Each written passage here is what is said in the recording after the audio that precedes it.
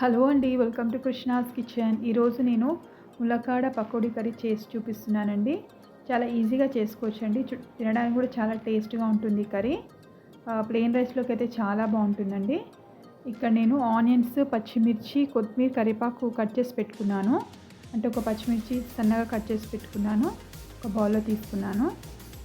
ఇందులో నేను ఒక శనగపిండి యాడ్ చేసుకుంటున్నానండి. ఒక 3 టేబుల్ స్పూన్ యాడ్ చేసుకుంటున్నాను. మన ఇష్టం అండి. పకోడీ ఎక్కువ కావాలంటే ఎక్కువ కూడా యాడ్ చేసుకోవచ్చు. నేను కర్రీకి సరిపడా యాడ్ చేసుకుంటున్నాను.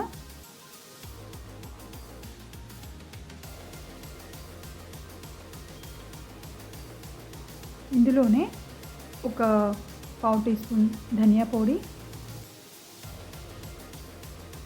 ఈ పకోడీకి సరిపడా సాల్ట్, చిటికెడు వంట సోడా,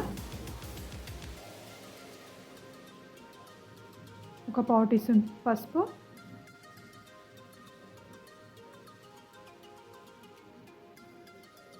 కొద్దిగా కారం యాడ్ చేసుకుంటున్నాను.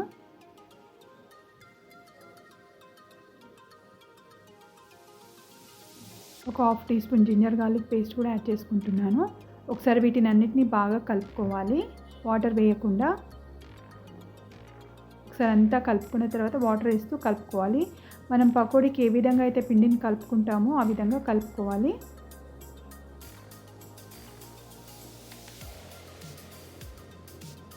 వాటర్ యాడ్ చేసుకుంటూ కలుపుకోవాలి.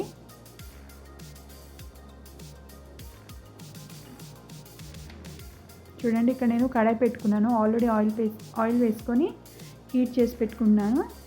రెడీ చేసి పెట్టుకున్న పకోడీని వేస్తున్నాను. చిన్న చిన్న పకోడీలాగా వేసుకోవాలి.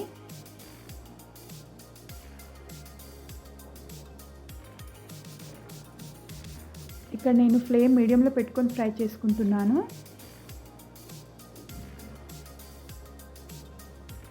కడాయిలో ఎన్ని పకోడీలు అయితే పడతాయో అన్నీ వేసుకొని ఫ్రై చేసుకోవాలి. ఎందుకంటే ఫ్రై చేసుకోవడానికి వీలుగా ఉంటుంది.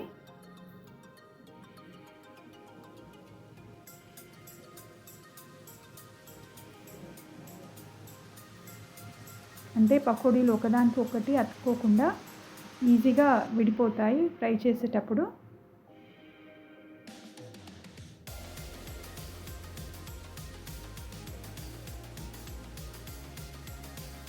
ఈ విధంగా కలుపుతూ ఉండాలి.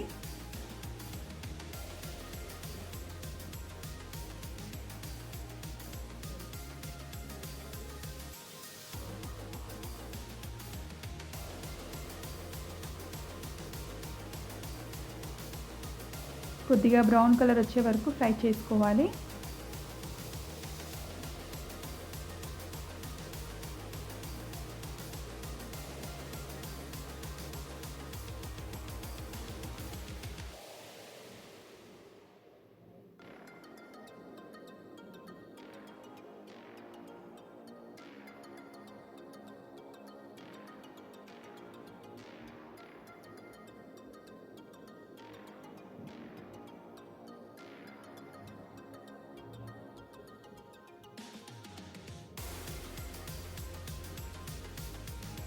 చూడండి, ఇక్కడ పకోడీలన్నీ ఫ్రై అయిపోయాయి.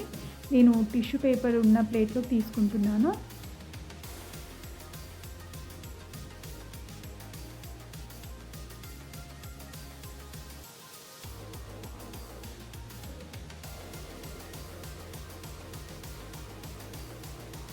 ఏమైనా ఎక్స్ట్రా ఆయిల్ ఉంటే వచ్చేస్తుందని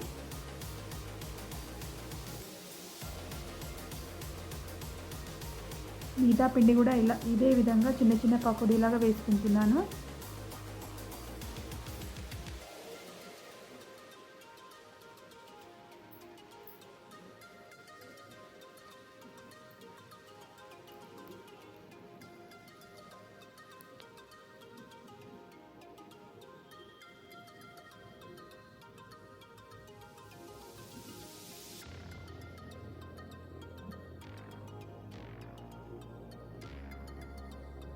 కొద్దిగా ఫ్లేమ్ చూసుకుంటూ ఉండాలి.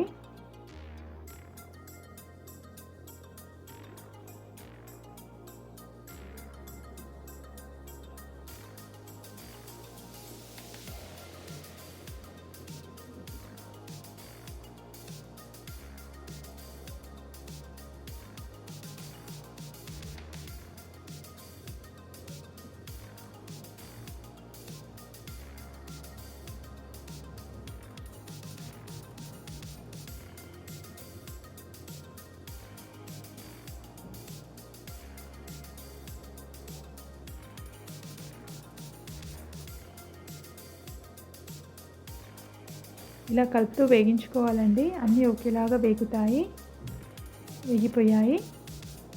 అన్నీ ప్లేట్లోకి తీసుకుంటున్నాను.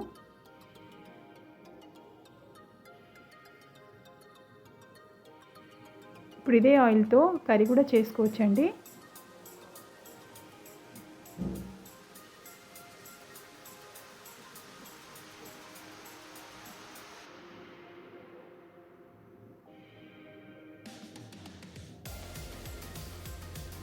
పకోడీ రెడీ అయిపోయింది. ఇక్కడ నేను కడాయి పెట్టుకున్నాను. స్టవ్ వెలిగించుకొని కడాయి వేడైంది. నేను వేయించుకున్నాను కదండి పకోడీ ఆయిల్, అది తీసుకుంటున్నాను. ఒక 2.5 టేబుల్ స్పూన్ ఆయిల్ తీసుకుంటున్నాను.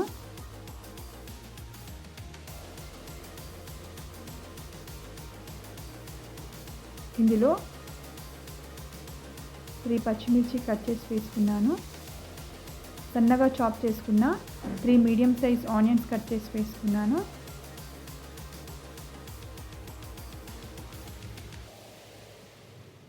వేయించుకోవాలి.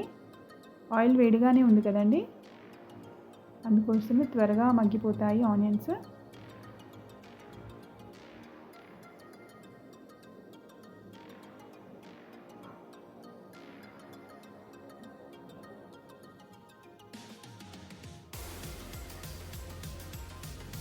పావు టీ స్పూన్ ఉప్పు యాడ్ చేసుకుంటున్నాను.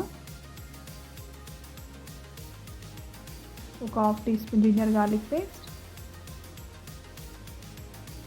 ఒక పావు టీ స్పూన్ పసుపు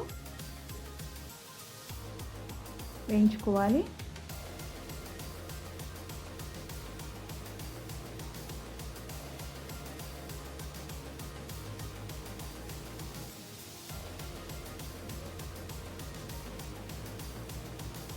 కరివేపాకు కూడా యాడ్ చేసుకుంటున్నాను. ఒకసారి మూత పెట్టేసుకుంటాను ఒక 1 మినిట్ అలా.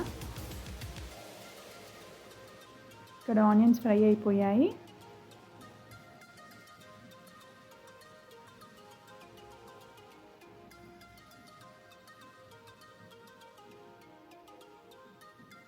ఇక్కడ నేను 3 ములక్కాయలు తీసుకున్నాను, కట్ చేసి పెట్టుకున్నాను, అవి కూడా వేసేసుకున్నాను.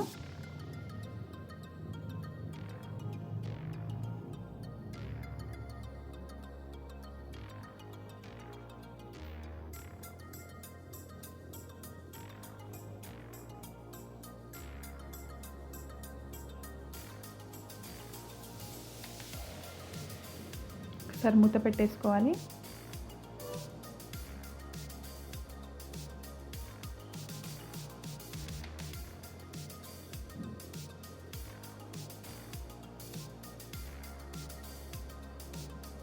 ఇక్కడ నేను రుచికి సరిపడా అంటే కర్రీకి సరిపడా సాల్ట్ యాడ్ చేసుకుంటున్నాను. ఒక 2 టీ స్పూన్ కారం కూడా యాడ్ చేసుకుంటున్నాను. కలుపుకోవాలి.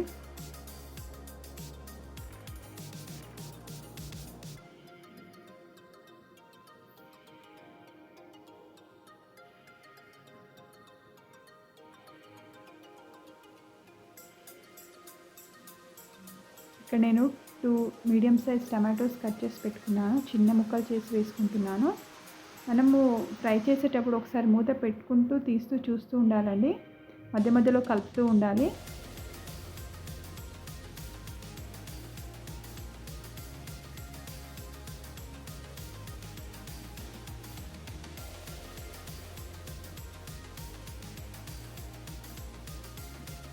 ఇక్కడ కొద్దిగా నేను వాటర్ యాడ్ చేస్తున్నాను, ఎందుకంటే ములక్కాయలు ఇంకా టమాటోస్ కొంచెం మగ్గడానికి కొద్దిగా వాటర్ యాడ్ చేసుకుంటున్నాను.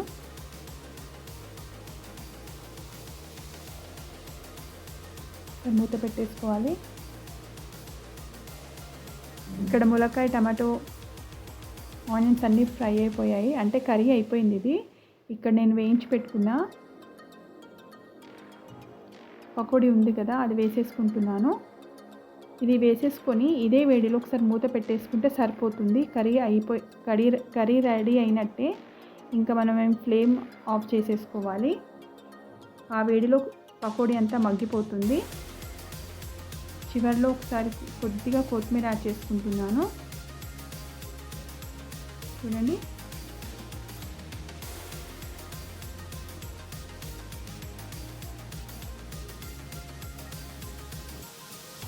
ఇలా ఒకసారి పకోడీ వేసి కలిపేసుకోవాలి. ఆల్రెడీ ములక్కాడ టమాటోస్ అంతా ఉడికిపోయింది కదండి. ఒకసారి పకోడీ వేసేసుకొని లాస్ట్లో ధనియా పౌడర్, కొత్తిమీర వేసేసుకొని ఒకసారి మూత పెట్టేసుకుంటే అంతేనండి. అదే వేడికి కర్రీ రెడీ అయిపోతుంది.